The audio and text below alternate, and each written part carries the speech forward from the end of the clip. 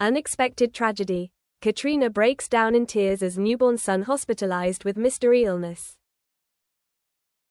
In the VIP room of a private hospital in Los Angeles, Caitriona Balfe has just gone through a difficult birth.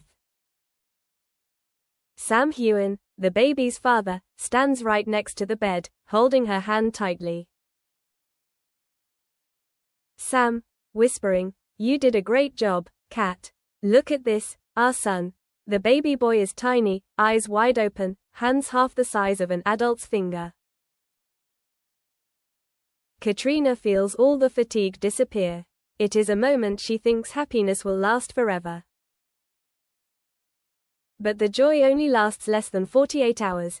Unusual signs. On the second day after birth, the nurse discovers that the baby is having difficulty breathing, has pale skin, and has an erratic body temperature. Nurse: "We need to check more closely. It could just be a postpartum reaction."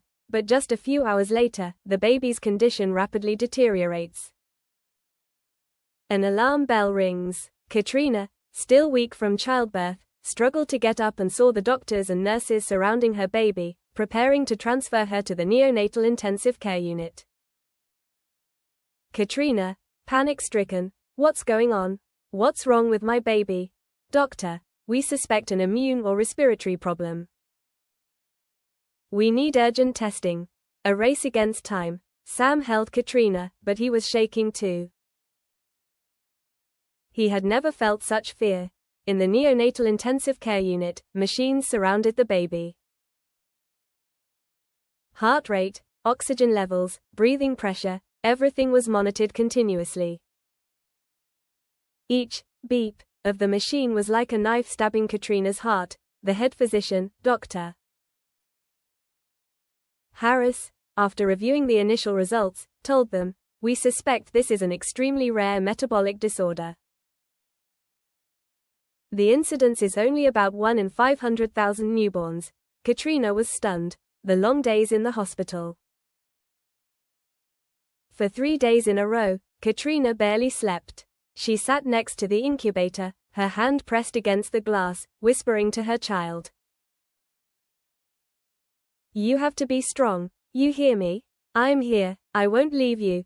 Sam took turns staying on duty, trying to calm Caitriona, but he himself was exhausted and desperate. The paparazzi outside the hospital had begun to sniff out the story. Several online newspapers reported, "Sam Heughan, Caitriona Balfe's son, has a terminal illness." The hidden truth. In her panic, Caitriona overhears a conversation between Dr. Harris and another doctor. "Dr. A, do you think it's from the filming on the Scotland set? The chemicals in the artificial fog could." Harris: "Shush, don't talk about it here. We don't have proof." Caitriona is immediately suspicious. She remembers the filming of the new season of Outlander, which lasted hours under artificial weather conditions, with various chemicals creating the fog. She was pregnant at the time but had not yet announced it. If that's true, it means her son's illness could have been caused by her own work. Facing guilt. That night, Caitriona burst into tears in Sam's arms. "Caitriona, what if it was me? What if I did this to him?" Sam: "No. Cat. Don't blame yourself. We don't know for sure. The only thing we need to do is save him." But deep down, guilt still tormented her. A mother's battle. Caitriona began to research everything she could about the disease. She contacted top doctors in Switzerland, Japan, Canada, and didn't hesitate to offer to pay all the costs to save her child. Sam even cancelled all filming and events, focusing entirely on her family. A team of international doctors was invited to Los Angeles for consultation. They suggested an experimental treatment, one that had never been tried on a newborn before. Harris: "The success rate was only about 40%, but if you didn't try it, the baby's condition would deteriorate rapidly." Little miracle. The procedure lasted 12 hours straight. Sam and Caitriona sat outside the operating room, hands clasped together, barely able to breathe. When the door opened, Harris came out with a serious expression, then a slight nod.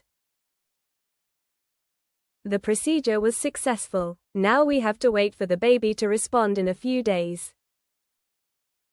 Caitriona collapsed into her chair, tears welling up in her eyes. It was the first time in days that she dared to hope. Part 9: The Final Truth.